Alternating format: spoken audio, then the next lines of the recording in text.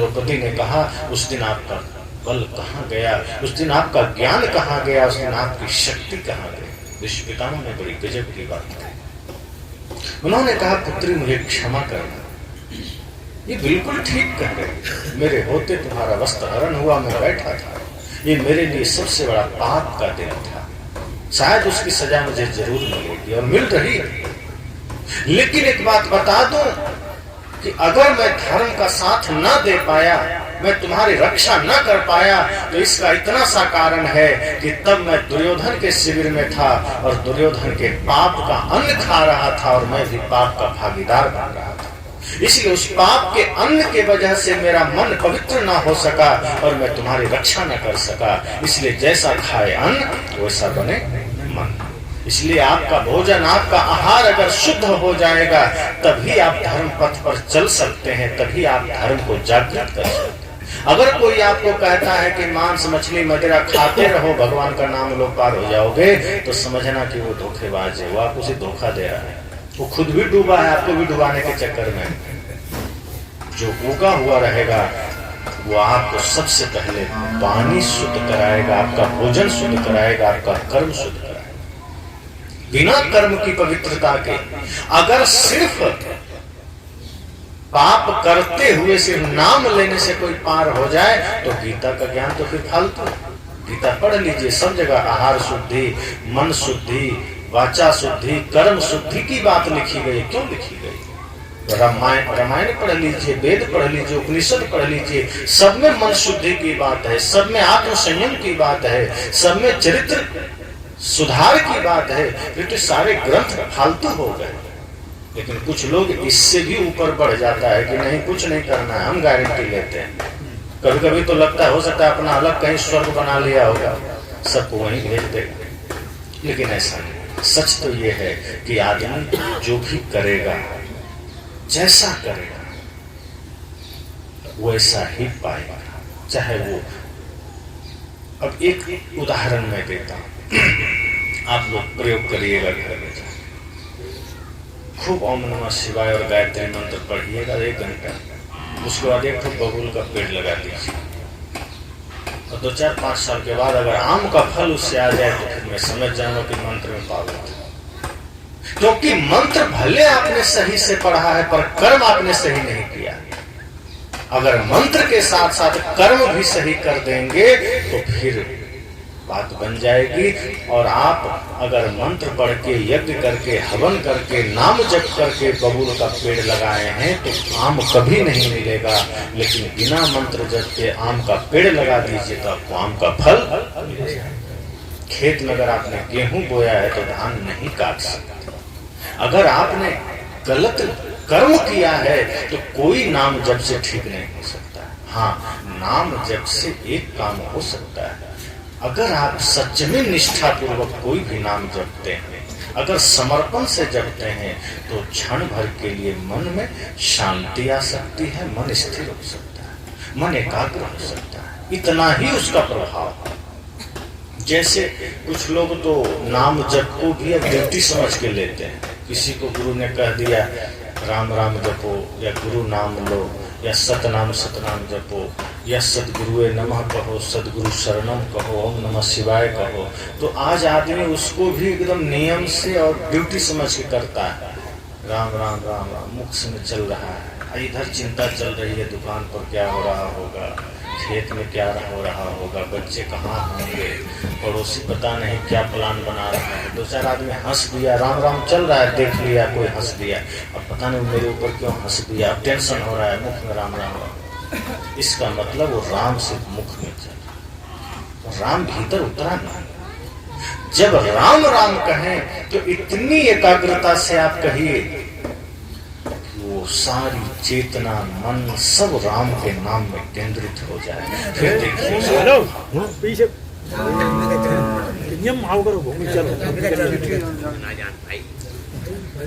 कोई भी नाम आप लेते हैं, अगर निष्ठा से ले रहे हैं, समर्पण से ले रहे हैं, तब उसका आनंद आपको मिलेगा। अगर ऊपर ऊपर ले रहे हैं तो पता ही नहीं चलेगा कि उसका कोई अर्थ भी होता है, और वही आज हो रहा है।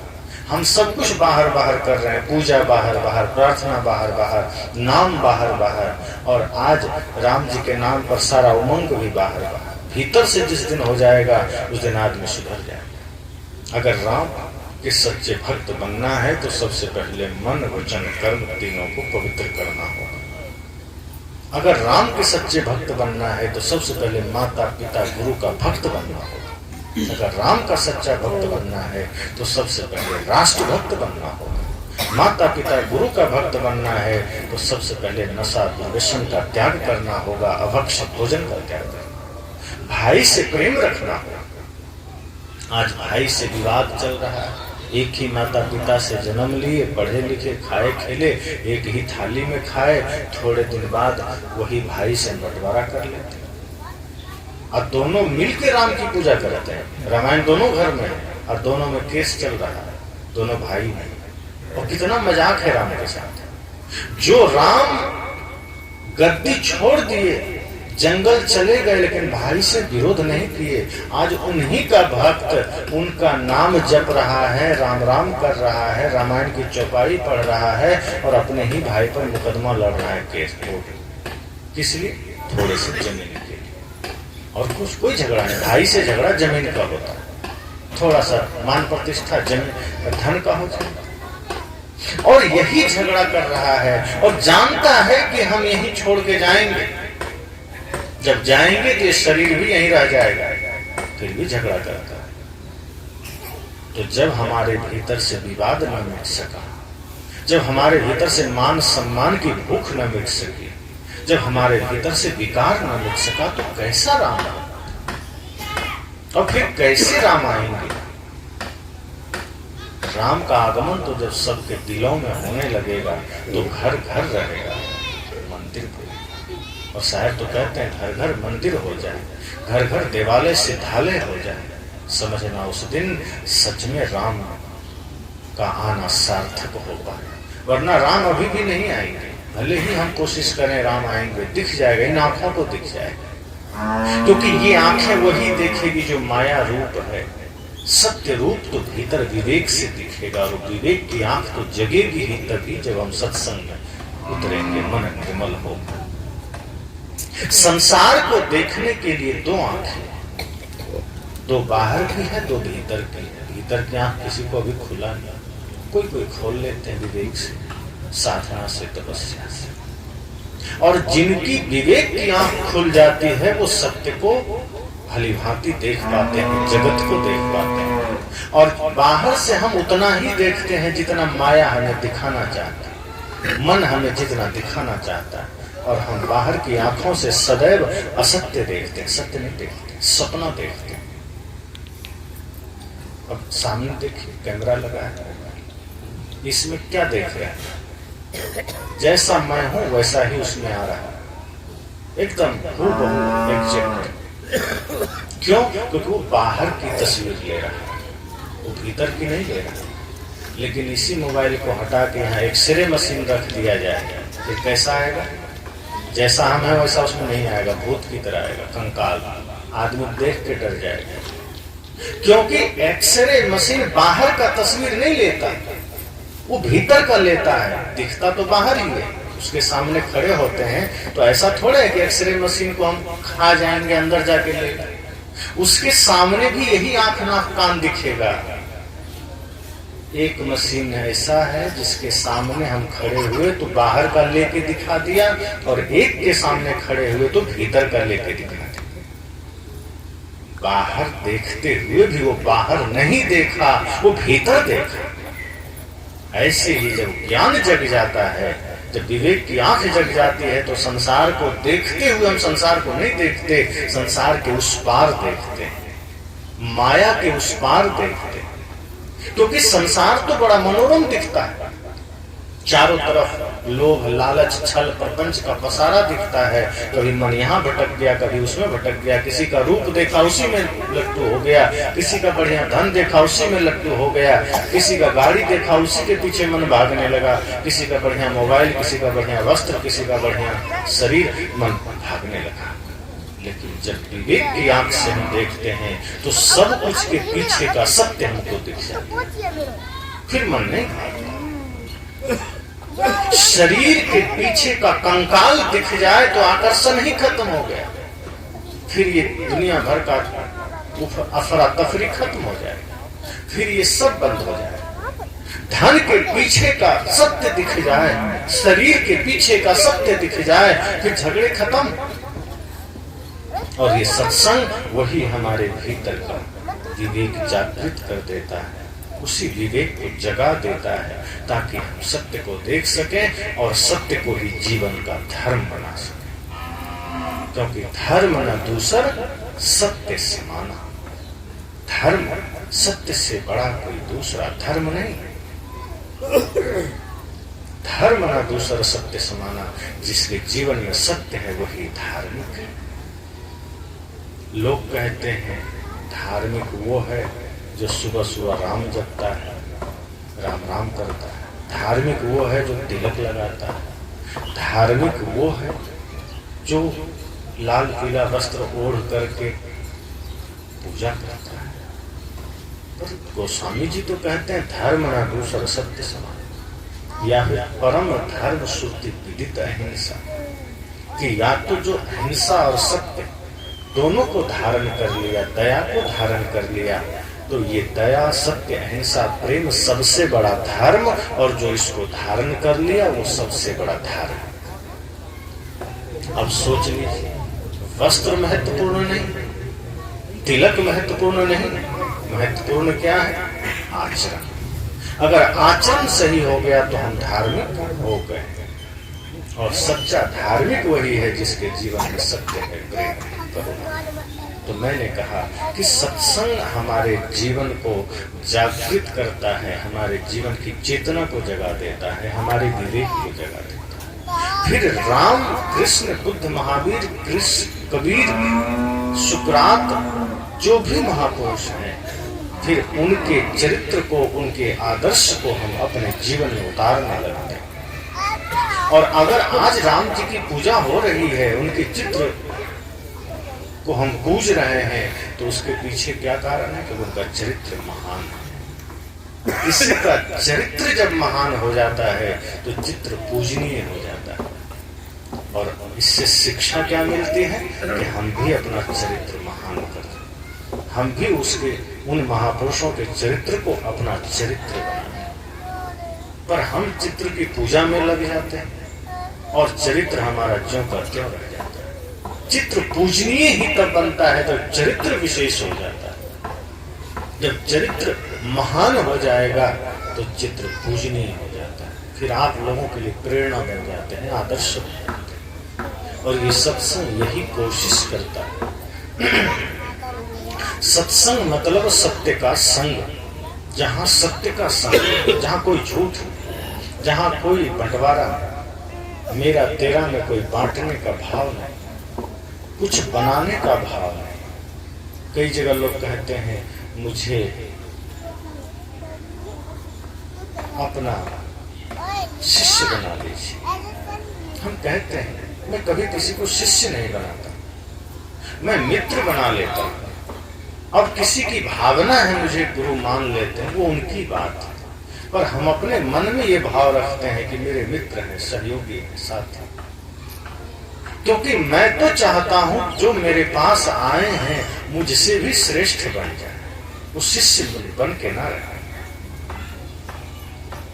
पारस और उस संत में बड़ो अंतरो जान, वो लोहा कंचन करे गुरु कर ले आप सब। मतलब एक पारस पत्थर होता है, आप सबने नाम सुना है।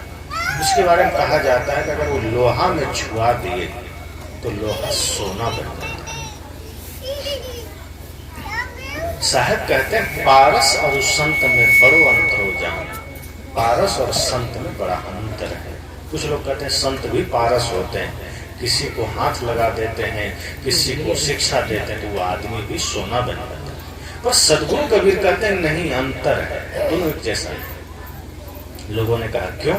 साहब ने कहा पारस पत्थर से लोहा का स्पर्श होने से वो सोना बनता है, पारस थोड़े बनता है। पारस पत्थर से लोहा को आप छुआ दें तो वो सोना बनता है, पारस नहीं बनता। महानता तो तब है जब पारस में लोहा छुए और पारस ही बन जाए, लेकिन पारस नहीं बनता, वो सोना बनता है। पर गुरु में ये फर्क है कि गुरु के सानिध्य में जो सच्चे मन से चला गया, गुरु उसको अपने समान बना लेते हैं, शिष्य नहीं। गुरु कर ले आप समान। गुरु उनके भीतर भी वही गुरुत्व जागृत कर देते हैं, वही ज्ञान जागृत कर देते हैं, वही शक्ति, वही सामर्थ्य जागृत कर देते हैं। इसलिए गुरु में बड़ा भेद है। तो जो सच्चे भाव से, सच्ची निष्ठा से गुरु के पास जाते हैं, गुरु अपने सरीखा बना लेते हैं, बल्कि अपने से भी ऊंचा बना लेते हैं। इसलिए सच्चे मन से जब हम सत्संग में जाते हैं तो गुरु हमें ऊंचा बना देते हैं। और ऊंचा बनता है कोई वोट से नहीं बनता। कोई वोट दे करके सरपंच बना देगा, प्रधान बना देगा, विधायक बना देगा, सांसद बना देगा, पर वोट देकर कोई धर्मात्मा नहीं बना सकता, भक्त नहीं बना सकता, संत नहीं बना सकता। अब संत का भी चुनाव होने लगे कि चलो इस गांव का आदमी जिसको वोट दिया वही सच्चा संत माना जाएगा, ये हो। कोई धनपति आदमी आएगा, 1-1 करोड़ बांट देगा, वही संत बन जाएगा। संत पद में होते ही नहीं, संत आचरण में होता है। जिसका आचरण बड़ा है वो स्वाभाविक संत होगा। जिसका ज्ञान, जिसका आचरण, जिसका विचार बड़ा है वो संत होगा। वोट से संत नहीं बनता। वोट से, सपोर्ट से बाहरी पद प्रतिष्ठा मिला करते हैं, तो भीतर का साम्राज्य, भीतर का आनंद, परम आनंद, शांति ये अपनी साधना से मिलती है, ये तप से मिलता है।